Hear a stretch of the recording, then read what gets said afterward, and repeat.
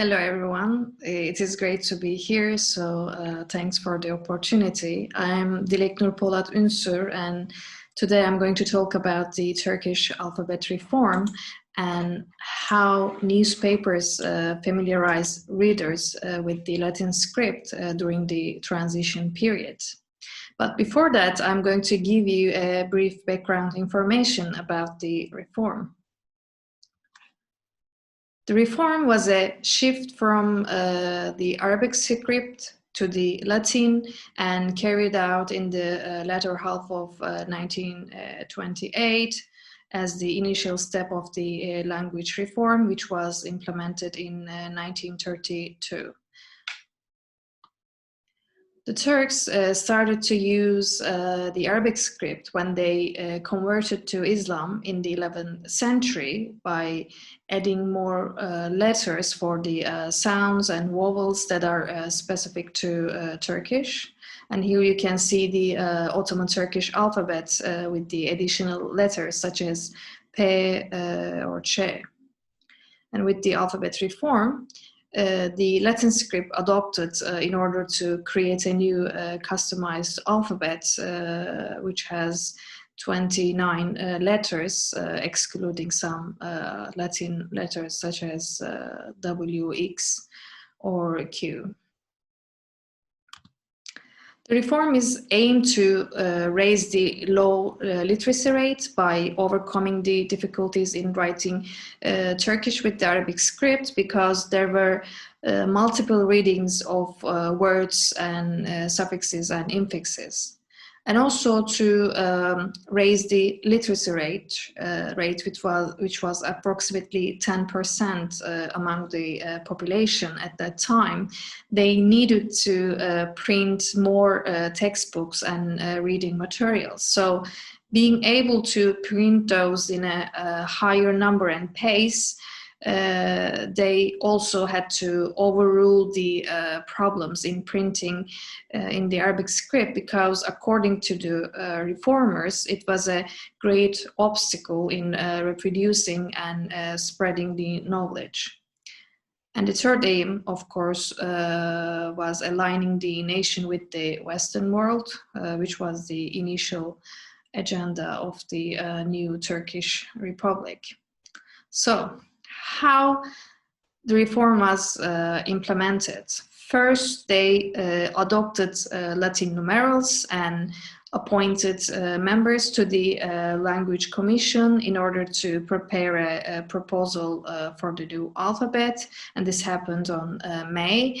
And then on the 10th of August, Atatürk announced the new alphabet for the first time to the public. And then the State Printing House published many printed materials, including promotional leaflets and ABC booklets. Atatürk also himself took some trips to many cities to introduce the new alphabet in public spaces. And on the first day of December, all the signboards, inserts, advertisements, and publications started to be published all in Latin, of course, by the enforcement of the law. So the transition took only 4 months, but keep this in mind, because I'm going to talk about what newspapers did during this period. Before that, I will quickly mention how they achieved this in such a short time, because I know you probably wonder. So the answer for this question is how they achieved in a short time is a cultural and technical foundation that they inherited from the Ottoman Empire periods, which are first having facilities and method types to be able to print in the Latin script. And the second one is the use of Latin script in many areas, because in the late Ottoman Empire periods, there were other languages in Latin, but especially French was the semi-official language, and it was widely known among the literates. And in this example here, you can see that during the transition period, they used all Latin metal types that were used to print French publications. So they had the facilities and metal types already. There were also many monolingual or multilingual publications that consist of the Latin script, as in this monolingual newspaper La Turquie, and the satire magazine Hokkabaz in 4 different languages. And to show example in the ephemeral documents, there is this calendar and the Ottoman banknotes in various languages and scripts, which has Latin as well. It was also possible to see many signs and advertisements in the Latin script in many places, as in this picture of a tunnel in Galata, and the Karaköy district in this picture. So except the rural areas, the Latin script was not totally unknown to the public. So, okay, let's get back to our topic. So why newspapers were important in the reform? As the historian Bilal Şimşir stated, that to be able to spread the new alphabet within the society, the first condition should be the printing of publications with the new alphabet because of their uniqueness as the only printed materials that public will read necessarily. So when newspapers are published every day, this naturally brings consistency and progress in familiarizing to the new script and the alphabet and keeping up with the lesson series, although we don't know exactly whether they made a concrete impact on public's learning due to the lack of research. But I think their help was greater than it is taught. They help reformers in many aspects. That is, I think, unusual for a newspaper. And here I will talk about these 6 main contributions in detail.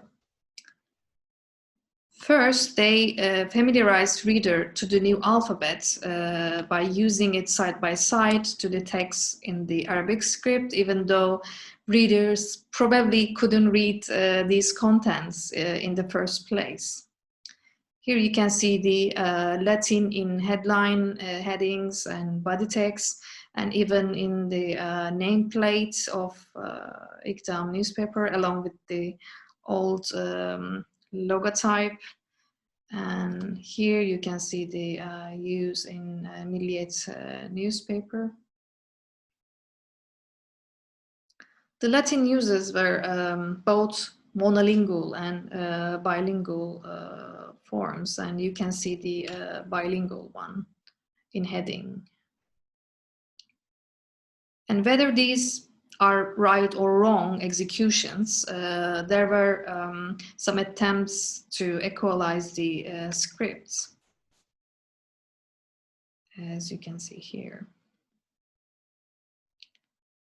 Not all of the publications' adoption were identical, but here you can see an average degree of the Latin integration during the transition, starting from the announcement until the full Latin adoption.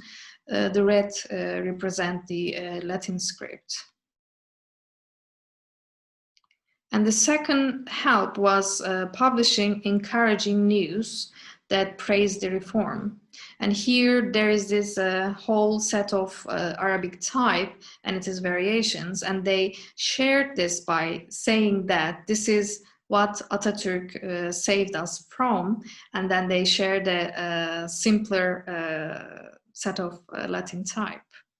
And in the second image, there is a news about the change of a sign, which was a very popular approach in sharing the changes related to the reform.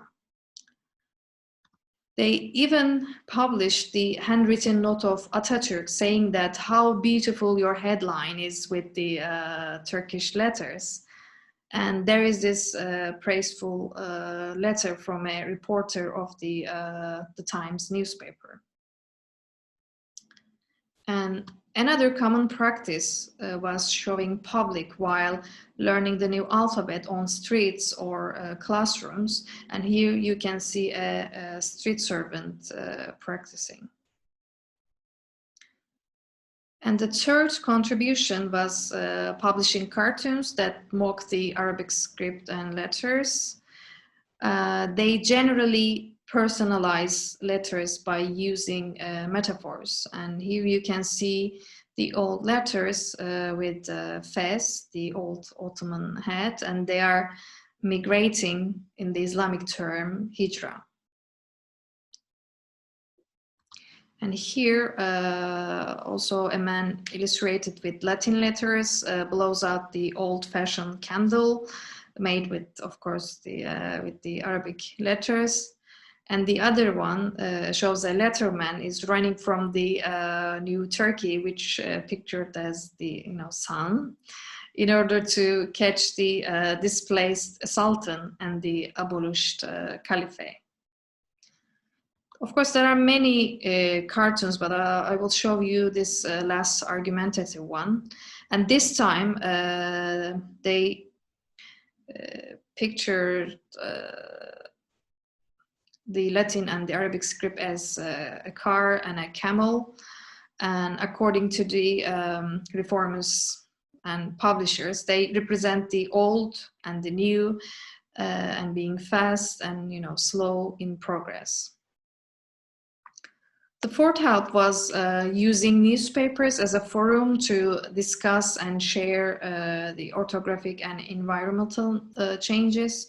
And here you can see the change in speaking and writing the letters G and K, and the possibility of abolition of circumflex. Another reporting example was the changes reporting the changes and condemning the unchanged signs. Here they criticize the shop owners or institutions in Istanbul and ask why they still haven't changed their signs, even though the shops and buildings in rural areas already did it. And lastly, they criticized a poorly designed warning traffic sign, which consists of a long text that wouldn't be so efficient in communication. And the third, and maybe the, I think, most concrete and valuable contribution was publishing alphabet lessons and practicing texts every day. There were mainly 5 categories in this part. The first is the initial alphabet tables and lessons. And here you can see the minuscule and majuscule letters along with the handwriting ones. And this is like from the 10 days after the first announcement. And the second category was plain descriptive lessons. These are more for grammar learning. And there are these illustrative lessons, as you can see here, which is a very good and effective approach to, I think, memorize words and letters with objects. And the third one is a very unusual one, but I think a brilliant one, which is writing practice parts, but unfortunately it only appeared in one newspaper, which is Milliyet. And the last one is a common one, which is publishing reading columns regularly. And in some occasions, they even publish text in bigger type sizes. Newspapers did not only publish these contents nearly every day during the transition period, but they also continue to publish after the full adoption to support the lectures in nation schools.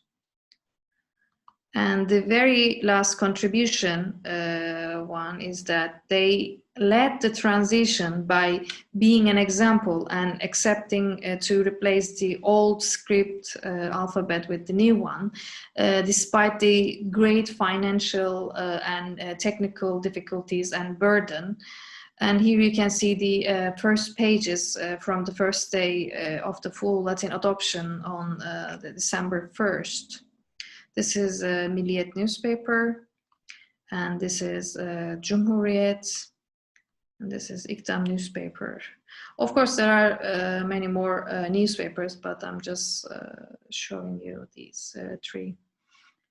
So during the transition period, they showed the great resilience to integrate the Latin text despite the lack of metal types that are suitable with the new alphabet. So they came up with alternative and sometimes creative solutions for typesetting.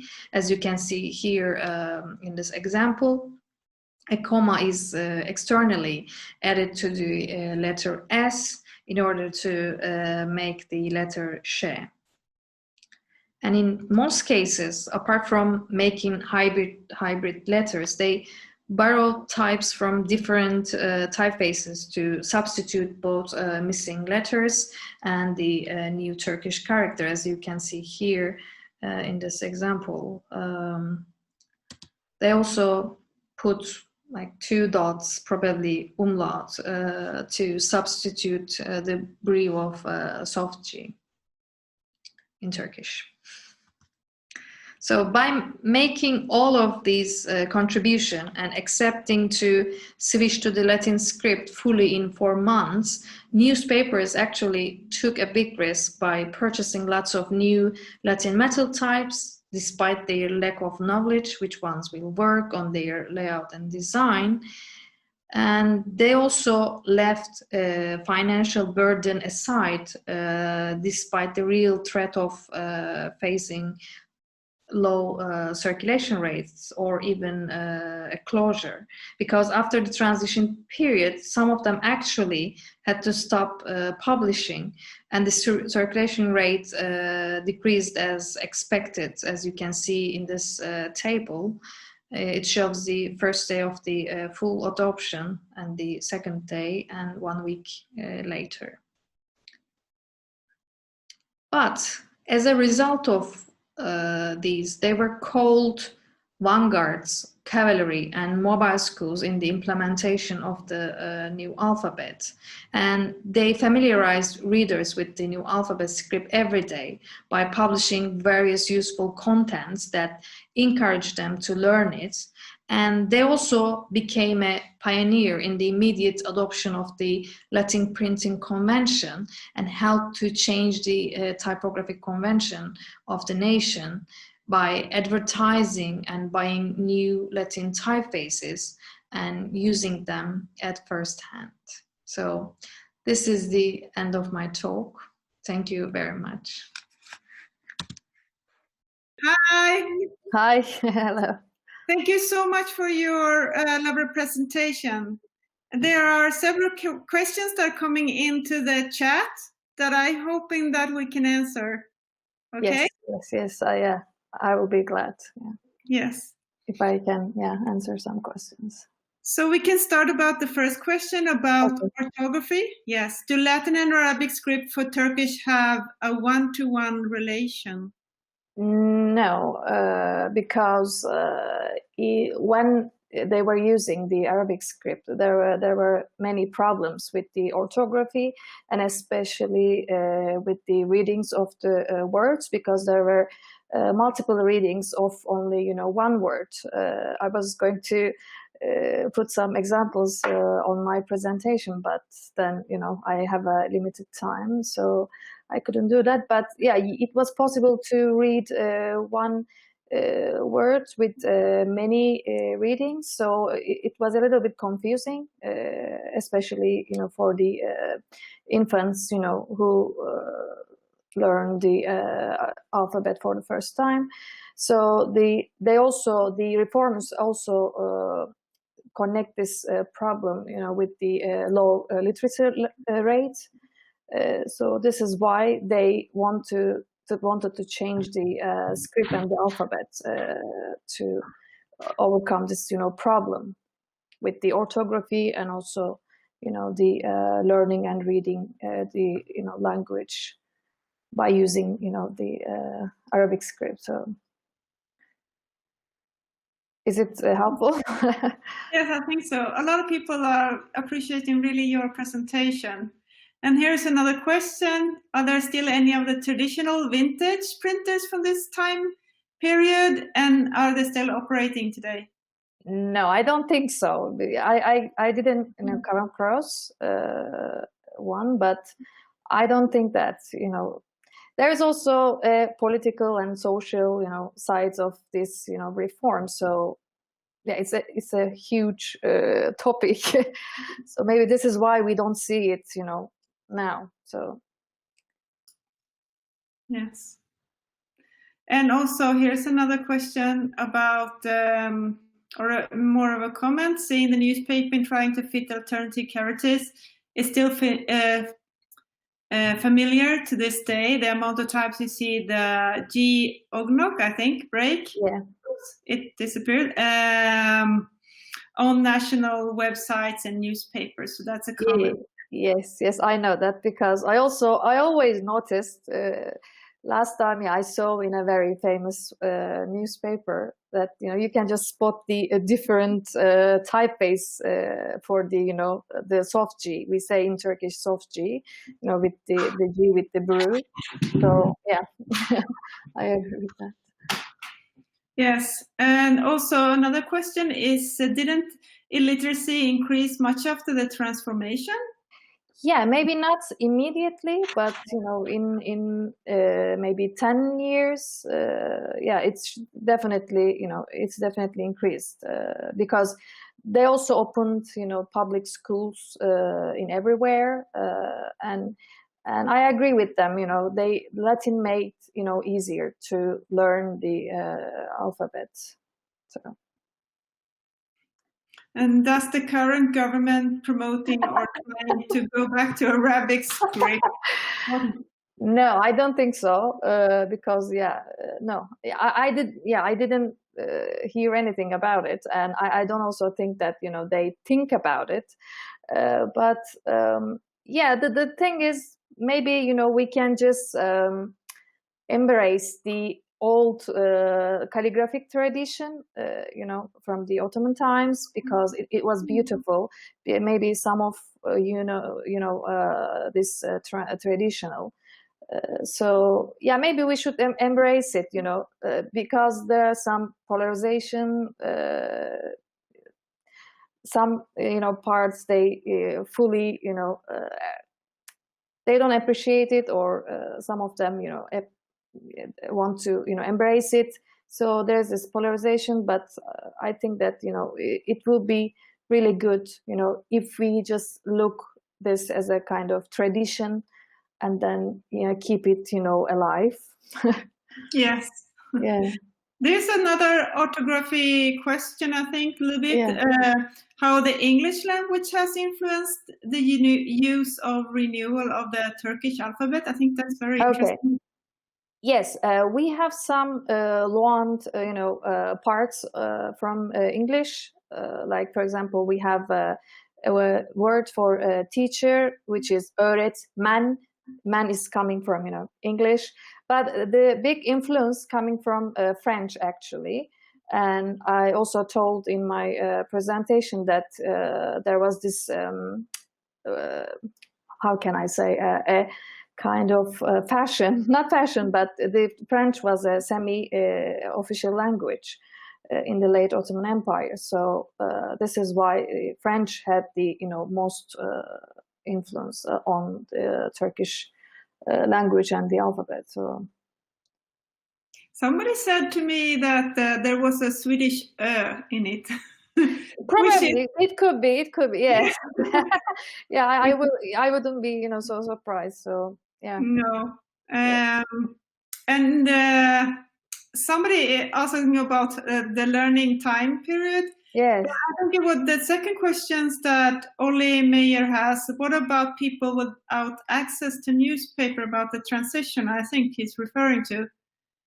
Yes, but yeah, the thing is, yeah, probably maybe in villages, but other than, in most of the, cities, I think that, people, they had the access, to newspapers. But apart from the newspapers, there were this second thing, which is called nations schools. It was like mobile schools that they just introduce every cities, in villages maybe, to introduce and teach the new alphabet. And they had like specific classes, classrooms for women or men, or for specific job titles, like I don't know, printers, or they had their own, like many groups to teach the alphabet. So yes. Here's a also very interesting question that I'm also curious, because I went to the workshop yesterday. Okay. About numbers. So this is a line, the feuilletar, I hope I'm pronouncing it right. What about the way numbers were written? How did this transition of script influence that?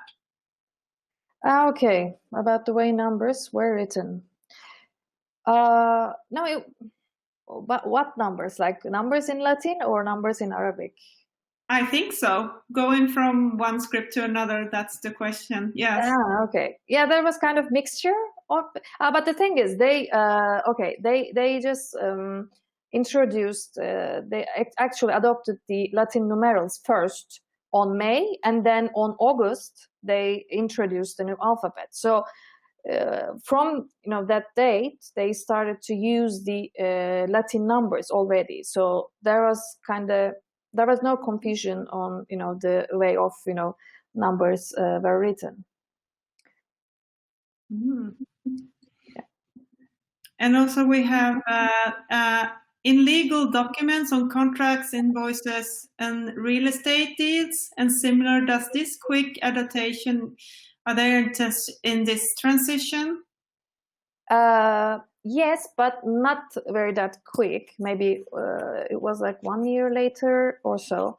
But the thing is, in personal level, people, even after 10 or 20 years, they were still using the old script for their handwritten notes, because yeah, it seems that everything has changed in public spaces, but in the personal level, it was a little bit difficult to switch into a new alphabet. So there are so many questions that are coming in. I know. The thing is, the language is the same. There's this question: how long did they use both languages? The language was the same, but they switch the scripts. So yeah, the thing is, I don't exactly know, because I just only studied newspapers, the transition on newspapers. But as I said, in personal level, yeah, it took some time, to switch to the other alphabet. Are there similar influences on the other aspects of the local cultural film and movie arts, music, etc.? Yes, of course, because I told in the earlier of my presentation, the modernization was the initial agenda of the new Turkish Republic, which was founded in 1923. Just like before 5 years before the reform. So of course, yeah, there were some influences, Western especially influences on other aspects. My knowledge is correcting that. How much did the Atatürk revolution precede the change of script? Yeah, there's a very famous quote, belongs to him. He said, like, we should do this, in like 5 months, or or we cannot do this. He said that, and then it's really crazy, but yeah, they just decided to do this. So, yeah. And how do you when you look back, do you think that you have gained, or do you think that you have lost some of the culture aspects?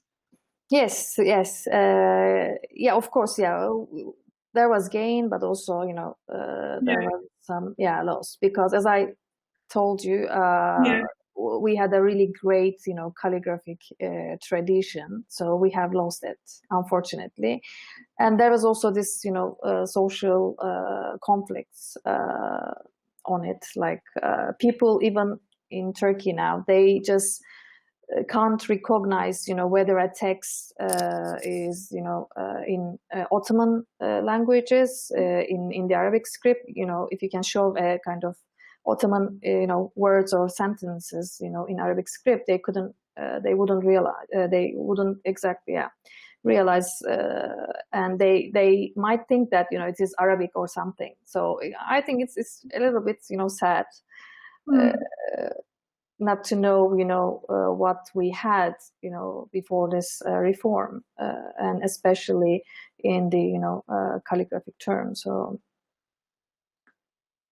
yes. Yeah. Okay, this is super fascinating. Everybody's so pleased that you. Thank you for yes. coming. Thank you so much. Yes. So please continue. Is there any more questions? Actually, this is a kind of introduction to my PhD, study, because I also intend to, publish more, works from it.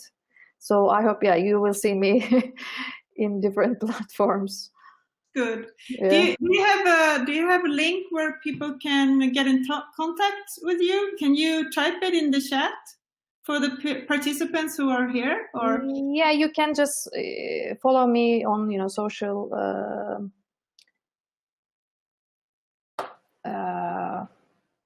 platforms, like maybe Twitter, or is it okay? Is it good? Yeah. Okay, then. Okay, should I just write? I think so. Yes. Chat. Okay, then. Yes. Yeah, this is my.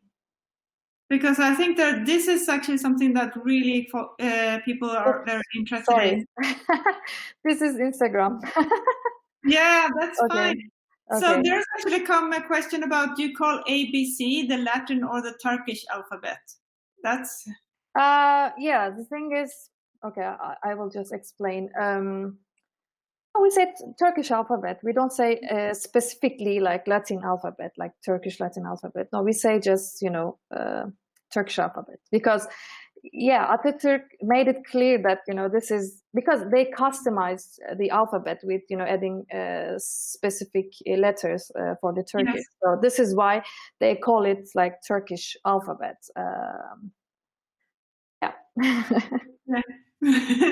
I think in Sweden we say from A till, which means it's our alphabet ends with the Ö. That's an O with diaresis. So we never say A to Z. So for a Swedish person, that doesn't make sense. So how do you say in Turkey? How would you say? Türk alfabesi. It's really similar to English, Turkish alphabet. Türk alfabesi. Alphabet, we say, alphabet. Yeah. Okay. Okay. Thank you so much. Thank you so much for having me and, watching my session. Thank you very much. Okay. Thanks. Okay. Bye. Thank you.